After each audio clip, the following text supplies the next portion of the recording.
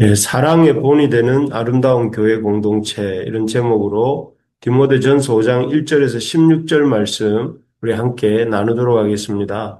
요즘 가끔씩 뉴스에서 10대 청소년들이 자신들을 훈계하는 4, 50대들을 폭행의 중상에 이르게 하거나 사망하게 했다 하는 뉴스를 듣곤 합니다. 며칠 전에는 어떤 형제가 자신들에게 꾸짖는 할머니를 살해했다는 소식도 들었습니다. 참, 이전에는 생각지도 못한 끔찍한, 뉴스들이 아닐 수 없습니다. 이런 뉴스들을 들으면서 우리 청소년들이 또 우리 청년들이 어떻게 인간관계, 참, 특히 가족 관계를 맺어야 하는지를, 완전히 놓쳐버리고 있는 거 아닌가 하는 생각을, 지울 수가 없습니다. 사실, 사람들은 본대로 삽니다. 보지 않으면 따라 살 수도 없습니다. 교회는 주님께서 선반 위에 있는 등잔 같은, 선반 위에 두어서 온 집을 밝게 하는 등잔 같은 공동체로 세우신 것입니다. 사람이 어떻게 공동체를 이루며 살아야 하는지를 보려면 교회를 보도록 저렇게 교회처럼 살아야 되는 거구나 하는 그런 마음을 담으셔서 교회를 세우셨습니다. 따라서 우리 교회는 그런 막중한 주님의 사역에 사명을 명심하고 아름다운 그런 참 본이 되는 공동체를 이루어야 됩니다. 오늘 본문은 그런 의미에서 우리에게 어떻게 아름다운 믿음의 공동체를 우리가 이루어야 하는지를 보여주고 있습니다. 과연 주님의 핏값으로 사신 교회에서 한 몸을 이룬 지체들이 어떻게 서로를 사랑하고 섬기며 살아야 하는 것일까요?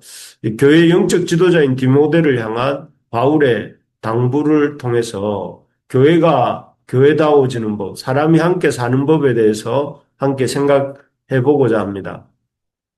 먼저 가족과 같이 섬기라 하는 것입니다. 1절, 2절을 읽어보겠습니다.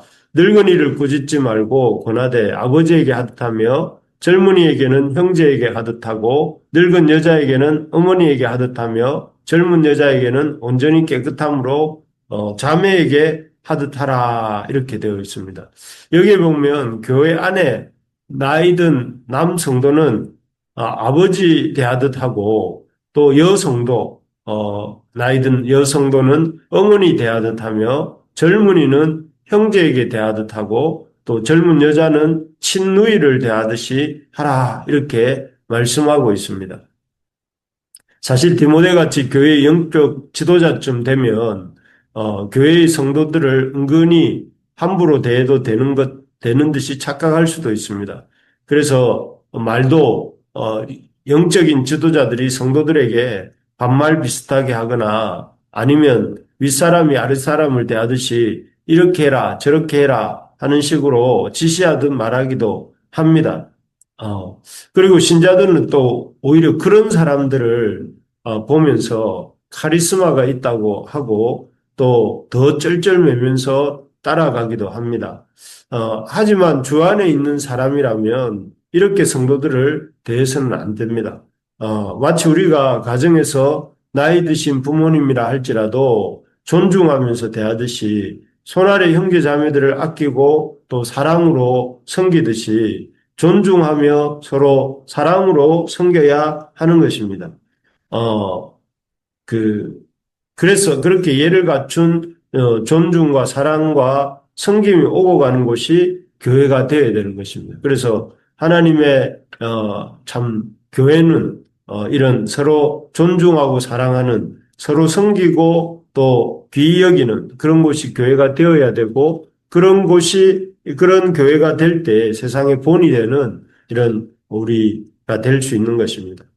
그래서 우리가 교회가 교회다워지는 법은 서로를 함부로 대하지 않고 가족과 같이 섬기는 것이다 하는 것이죠. 두 번째로 보면 교회가 교회다워지기 위해서는 교회 안에 약자를 존대해야 합니다. 3절입니다. 3절에 보니까 창과부인 과부를 존대하라 이렇게 되어 있습니다. 여기서 존대한다는 것은 영어로 보니 honor widows who are widows indeed 라고 해서 실제로 과부인 과부를 영광스럽고 명예롭게 대하라 하는 뜻입니다.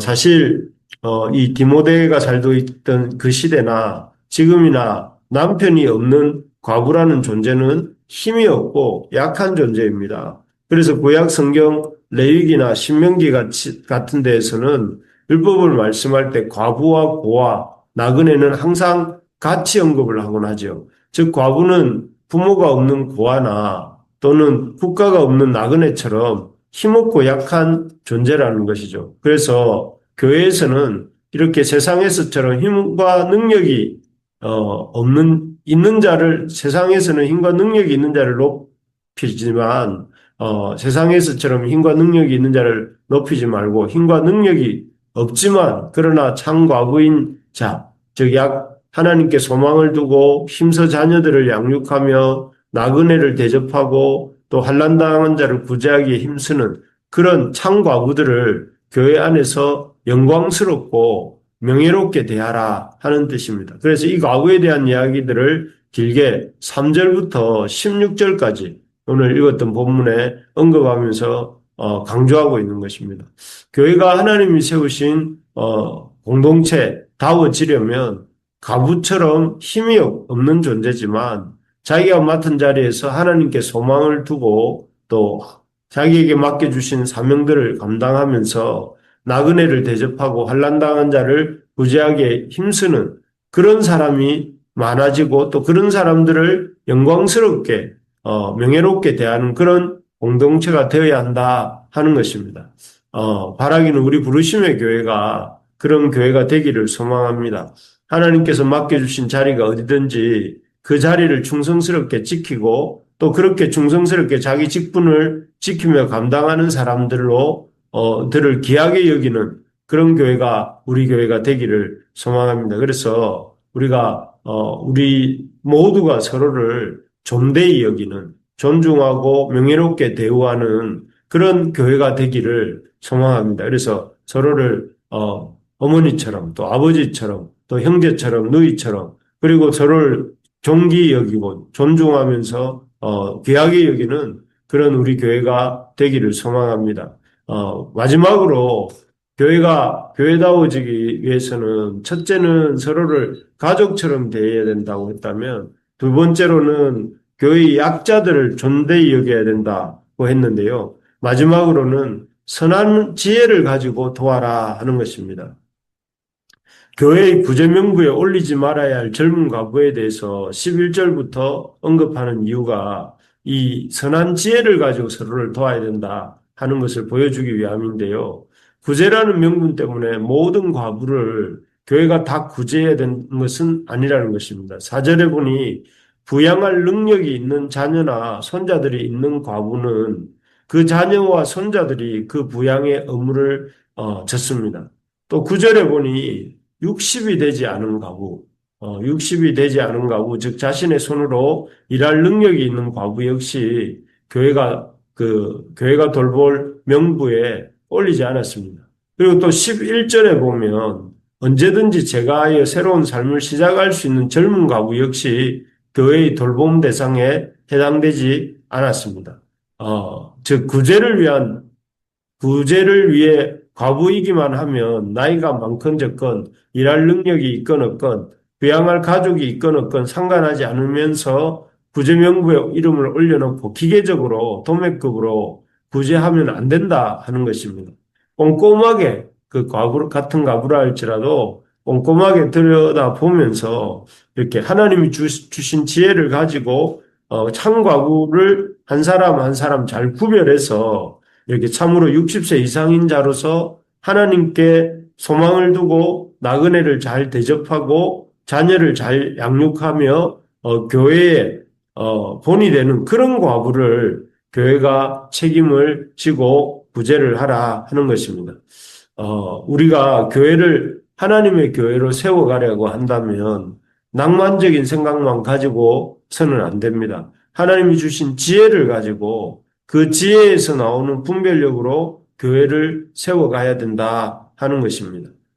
이를 위해서 우리가 참 성경이 말씀하는 구제를 또 이렇게 열심히 연구도 하고 또 우리 부르심에 이 교회의 형편도 또 살피고 그러면서 우리가 성경에 걸맞는 또 성경이 말씀하는 그런 교회의 모습은 어떤 모습인지를 연구하면서 또 그리고 우리 교회의 형편에 맞는 그런 우리의 교회의 모습은 어때야 되는지를 생각해 보면서 이렇게 우리가 교회를 만들어가는 우리 모두가 되기를 소망합니다. 말씀을 맺겠습니다. 서로가 서로를 존중하고 사랑하는 교회, 그런 교회다운 교회를 어떻게 이룰 수 있습니까? 그런 교회, 그래서 그런 교회를 이루어서 또 이렇게 세상의 본이 되는 그런 교회를 우리가 이루려면 먼저 가족과 같이 서로 아끼고 존중해 주어야 된다 하는 것입니다. 그래서 서로를 함부로 대하지 말고 서로를 아끼고 존중하는 그런 교회가 되어야 된다는 것입니다. 둘째로는 교회 안에 있는 과부와 같이 힘없는 약자들을 영광스럽고 명예롭게 대해야 된다 하는 것이었죠. 그래서 약자들을 배려하고 돕는 그런 교회가 되어야 된다. 셋째로 무조건 좋은 것이 좋은 것이 아니라 선한 지혜와 분별력을 가지고 도와야 한다. 이렇게 말씀드렸습니다. 그래서 우리가 서로 아끼는 교회, 서로 존중하는 교회, 또 힘없고 약한 자들을 영광스럽고 영예롭게 대하는 교회, 또 무조건 좋은 것이 좋은 것이라는 식이 아니라 선한 지혜와 분별력을 가지고 서로를 돕는 우리 부르심의 교회가 될 수 있기를 주의 이름으로 축복합니다.